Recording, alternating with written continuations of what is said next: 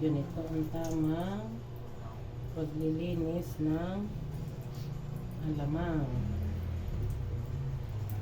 At ang hugasan natin. Ganyan. Tatanggalin natin siya para hindi maalat. Yun, meron siyang mga dumi-dumi.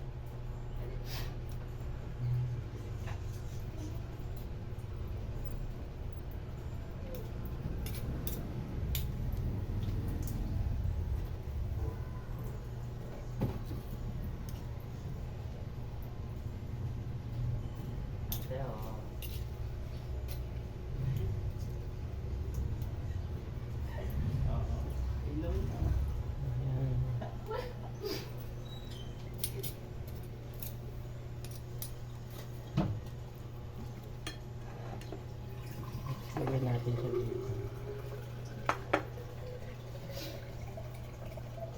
Mag-tutorial video na. Yes, ganito ang tamang pagluluto ng aramang. Karamang? Ano ka alamang yun?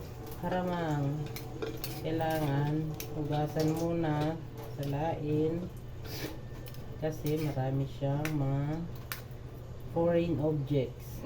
Foreign object. Yes, like that.